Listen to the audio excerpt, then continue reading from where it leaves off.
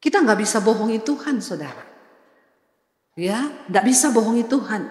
Hanya orang yang menghampiri Dia dengan iman, yang berkenan kepadanya. Tuhan bilang loh, perempuan itu Yesus nggak doakan loh. Dia nggak bilang gini, aku mau ketemu Yesus lah, nanti kalau ketemu minta ditumpang tangan.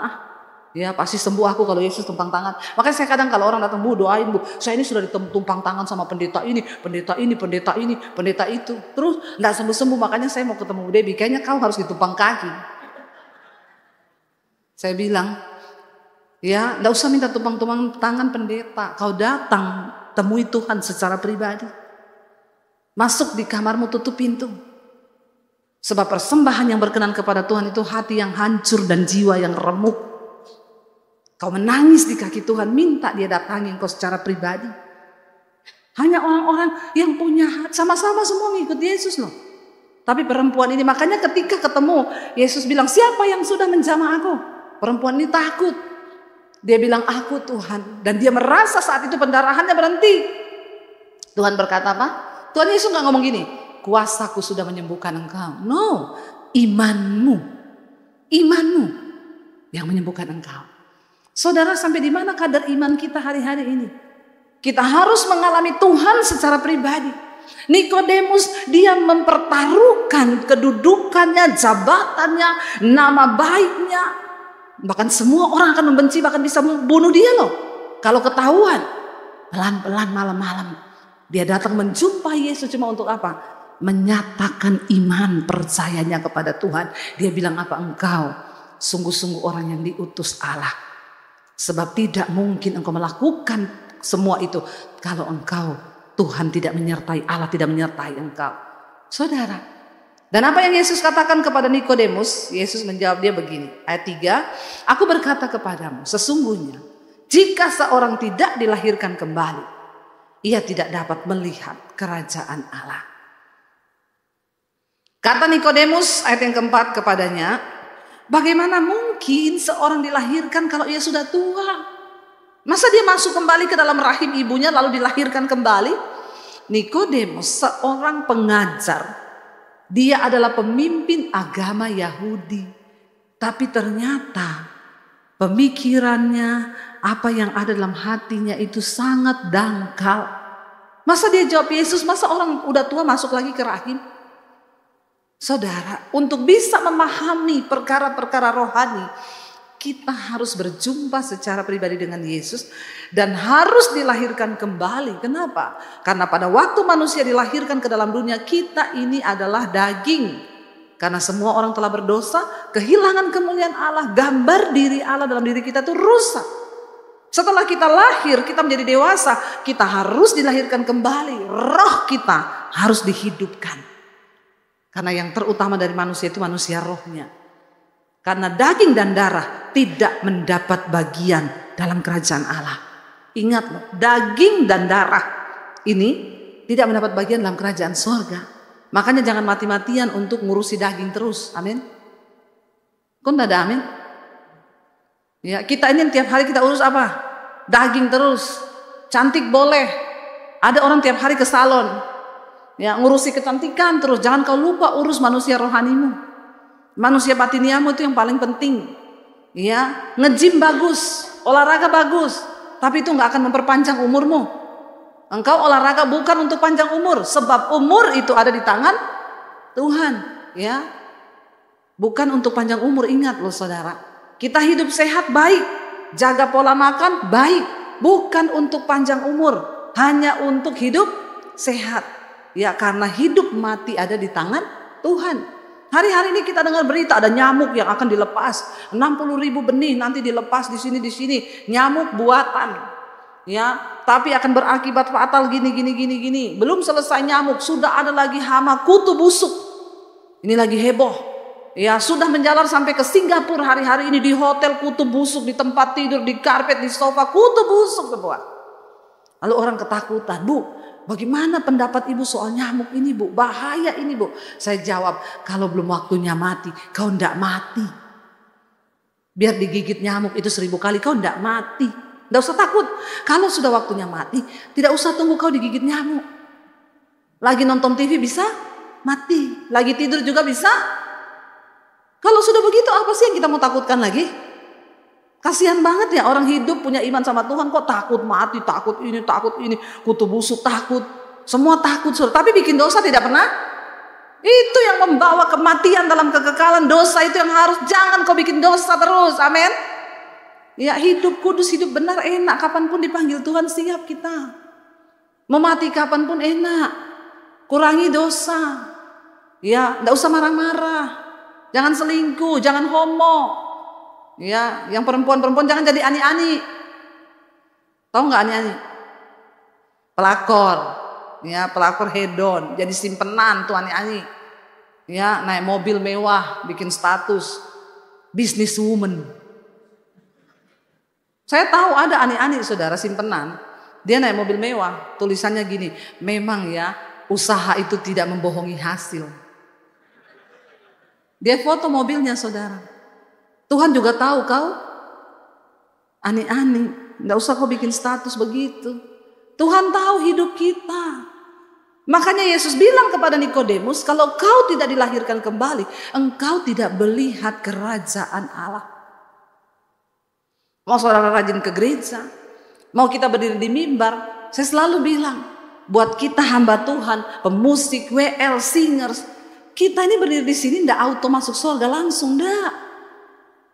Kita pun harus berjuang. Rasul Paulus itu loh bilang, aku melatih tubuhku, menguasainya seluruhnya, supaya jangan setelah aku memberitakan Injil, aku ditolak sama Tuhan. Loh Rasul Paulus takut loh ditolak Tuhan. Orang Kristen sekarang enggak, semua karena kasih karunia. Tidak apa-apa saudara, keselamatanmu tidak akan hilang. Biar kau homo, kau bencong, kau pelakor, kau pelacur, tetap aja Tuhan mengasihimu karena kasih karunia. Pret. Bertobat loh, jangan mau disesatkan. Kalau kau menghargai, Tuhan tahu siapa milik kepunyaannya, kata Alkitab. Baca tuh ayat-ayat dalam perjanjian baru. Jangan bilang, itu Debbie Basir kan pendeta perjanjian lama, sukanya khotbah tentang hukum Taurat, mati, penghukuman, kutuk. Loh itu ada dan terjadi. Ya jangan sampai kita menyesal nanti ketika Rasul Paulus tuh loh. Kurang apa dia? Dia bilang aku setiap hari berada dalam bahaya maut karena nama Yesus. Karena nama Yesus loh. Berada dalam bahaya maut. Aku karam kapal, di penjara, dirajam batu. Aku disesah, aku dianiaya karena nama Yesus. Tapi dia bilang apa? Aku berusaha melatih tubuhku, menguasainya seluruhnya. Supaya jangan setelah aku beritakan Injil, aku ditolak sama Tuhan. Loh, kita ini sama Rasul Paulus lebih hebat mana? Pelayanannya, pengabdiannya. Kita nih gak ada apa-apanya sama Rasul Paulus kan. Lah Rasul Paulus sekelas dia takut ditolak. Kok orang Kristen nih enak-enak ya. Karena ada kasih. Aduh saudara, jangan sampai kita nih tersesat. Berjuang sampai di garis akhir. Bukan orang sembarangan yang akan masuk dalam kerajaan sorga.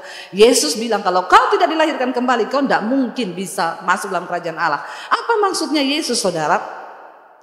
Jawab Yesus, dia berkata kepadanya begini. Aku berkata kepadamu, sesungguhnya jika seorang tidak dilahirkan dari air dan roh, ia tidak dapat masuk ke dalam kerajaan Allah. Apa yang dilahirkan dari daging adalah daging. Dan apa yang dilahirkan dari roh adalah roh. Kita semua terlahir dalam daging, kebinasaan. Bahkan Alkitab berkata kita sudah dikandung di dalam dosa. Karena itu tidak ada satu manusia pun yang tidak ada di bawah kutuk dosa. Kita perlu perjumpaan pribadi dengan Tuhan. Supaya manusia roh kita dihidupkan kembali. Barulah kita bisa menangkap hal-hal rohani yang dari Tuhan. Kalau enggak, engkau enggak ngerti saudara. Kita lihat bersama 1 Korintus apa yang ditulis oleh Rasul Paulus.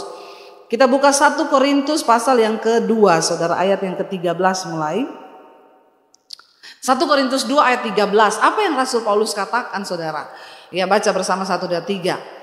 Dan karena kami menafsirkan hal-hal rohani kepada mereka yang mempunyai roh, kami berkata-kata tentang karunia-karunia Allah dengan perkataan yang bukan diajarkan kepada kami oleh hikmat manusia, tetapi oleh roh. Saudara bayangkan, setiap orang yang melayani Tuhan, kita orang Kristen, roh itu harus hidup. Supaya roh itu dapat mengajarkan sesuatu yang dari Allah kepada kita. Nah kalau roh kita mati, ayat berikutnya berkata begini saudara, baca bersama dengan suara yang keras, 1, 2, 3. Tetapi apa? Manusia duniawi tidak menerima apa yang berasal dari roh Allah, karena hal itu baginya adalah suatu kebodohan dan ia tidak dapat memahaminya, sebab hal-hal itu hanya dapat dinilai secara rohani.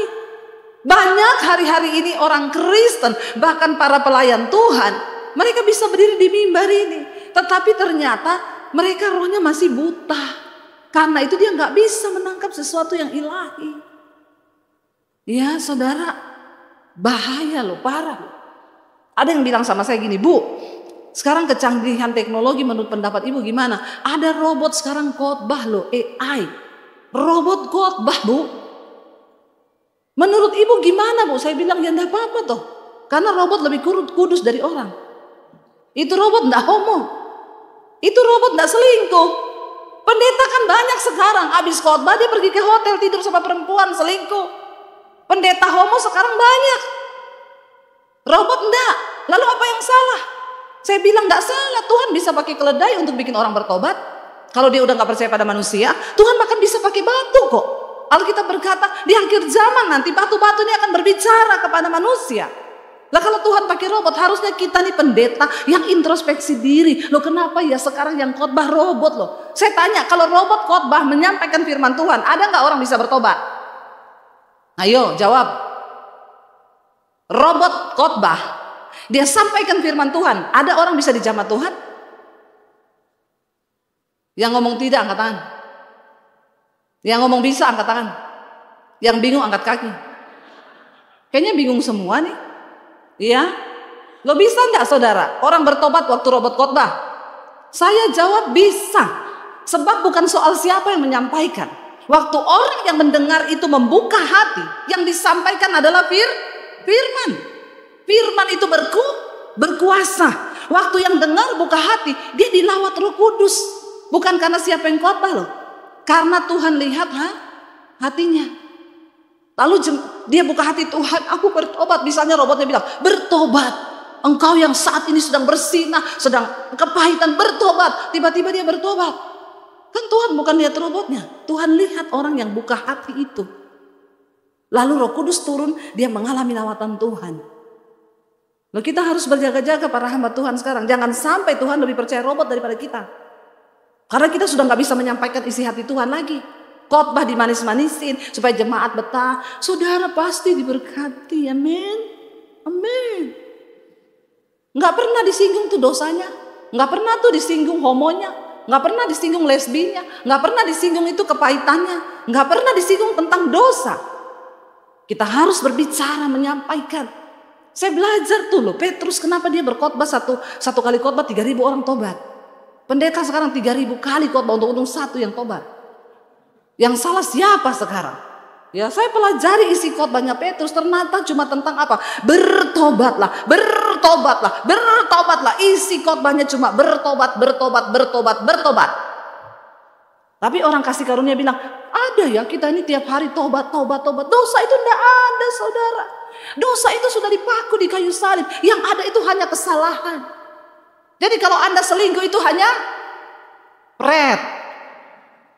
marah saya, marah.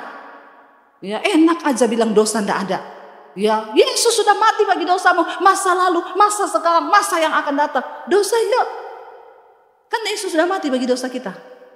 Jangan kau bermain-main dengan kasih karunia. Sebab Tuhan melihat hatimu. Kita ini berusaha hidup benar. Tadi pagi saya sampaikan di BSD, ya. 1 Petrus pasal 4. Rumah Tuhan yang harus pertama-tama dihakimi, kata firman Tuhan. Dan jika orang benar hampir-hampir tidak selamat. Apa yang akan terjadi dengan orang fasik dan orang berdosa? Orang benar hampir-hampir tidak selamat. Orang fasik itu apa? Orang yang tahu kebenaran, tapi pura-pura tidak tahu. Jadi dia tidak melakukan. Orang berdosa itu apa? Ya orang yang memang hidup dalam dosa, tidak ngerti kebenaran. Tuhan itu melihat dan dia tahu siapa milik kepunyaannya. Makanya tidak usah terlalu pede jadi orang, ya. Apalagi ada beberapa gereja sekarang yang kalau berdoa persembahan, Tuhan kami bawa persembahan kami. Ketika kami bawa persembahan ini, pintu sorga terbuka. Bawanya 10.000 minta pintu sorga terbuka. Kadang-kadang saudara, kita ini kadang-kadang diketawain malaikat loh kita ini. Diketawain loh, di mana tuh hati nurani kita ya? Engkau masih hidup dalam dosa. Terus kau pikir begitu kau bawa persembahan uangmu terus pintu surga terbuka? Emang surga mata duitan? Hello? Dia menginginkan rohmu dalam dirimu itu dengan cemburu. Dia gak peduli dengan uangmu. Uang kita gak bisa menyelamatkan kita. Tuhan mau hidup ini loh kita beri buat dia. Roma 12 ayat yang pertama. Persembahkanlah tubuhmu sebagai ibadah yang kudus, yang hidup, yang berkenan kepada Allah. Itu ibadah yang sejati. Jangan main-main dengan Tuhan saudara. Ya, jangan. Temui Tuhan secara pribadi. Ya, supaya engkau bisa mengerti isi hati Tuhan. Supaya engkau bisa mengerti jalan pikiran Tuhan. Dan engkau hidup menurut kehendak Tuhan. Saya selalu ingatkan. Dengan kartu pendetamu, engkau tidak bisa membela diri di hadapan Tuhan. Dengan jabatanmu, dengan KTP Kristenmu, itu tidak akan menolong kita saudara. Waktu satu saat kita akan berdiri di depan tahta pengadilan Kristus, Yesus bilang banyak yang akan datang ngaku-ngaku. Yaitu tadi seperti perempuan itu. Ribuan orang ikut Yesus, semua ikut. Tapi cuma satu yang berhasil menarik kuasa Tuhan. Akhir zaman nanti banyak yang ngaku-ngaku, Tuhan aku mengenal engkau, aku melakukan mujizat demi namamu, aku usir setan demi namamu. Ini pendeta-pendeta hebat. Ya, Tuhan kasih contohnya sekelas pendeta loh, bukan cuma jemaat, sekelas pendeta. Tapi Tuhan bilang, enyahlah engkau daripadaku, aku tidak kenal engkau. Sebab engkau pembuat kejahatan. Jadi keselamatan tuh bisa ditolak gak? Bisa. Tuhan bilang aku tidak kenal engkau, pembuat kejahatan. Sebaliknya Tuhan akan berkata begini, marilah hai kamu hamba-hambaku, anak-anakku yang setia. Marilah hai kamu yang melakukan kehendak Bapa. Tolak ukurnya dalam hidup ini, kita ini sudah melakukan kehendak Bapa atau belum. Untuk bisa mengerti kehendak Bapa, kita harus dilahirkan kembali. Dulu ketika saya hidup dalam dosa, saya belum kenal Yesus, saya hidup bagi diri saya sendiri, saya gak peduli. Pokoknya aku dan aku. Tapi ketika saya berjumpa secara pribadi dengan Tuhan, yang pertama Tuhan bereskan itu dosa saya. Saya tinggalkan dosa semua, saya bertobat.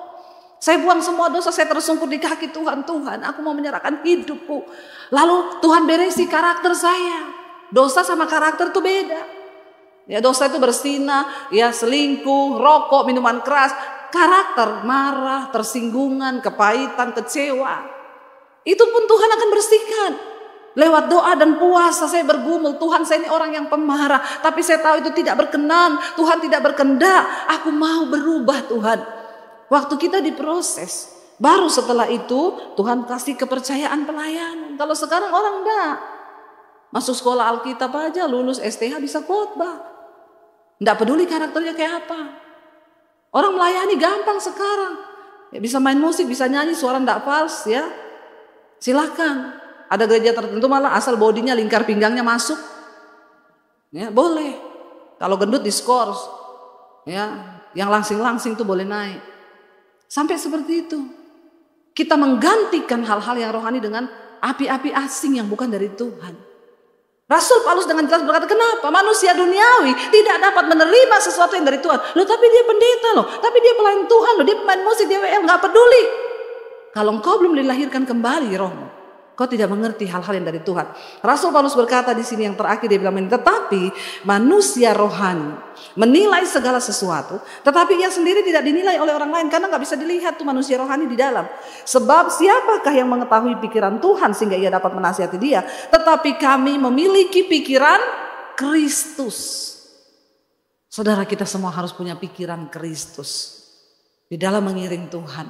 Jangan berhenti jadi jemaat. Jangan berhenti jadi orang percaya. Karena kalau level kita cuma percaya saja, kasih karunia tadi, kau satu level sama setan. Ya, di Yakobus dikatakan, engkau percaya hanya ada satu Allah, itu baik, tapi setan juga percaya. Jadi kalau level iman kita cuma percaya, kita satu level sama setan. Jangan-jangan setan lebih rohani dari kita. Nah, itu yang menakutkan. Kita harus terus naik ke level berikutnya. Percaya melakukan firman. Melakukan kehendak Bapa, lebih spesifik lagi. Sehingga kita ini dapat mempertanggungjawabkan hidup kita. Satu saat ketika Tuhan panggil kita pulang, kita bisa berkata, ini hidupku Tuhan, dan ini semua kehendak yang Kau percayakan bagiku untuk aku kerjakan.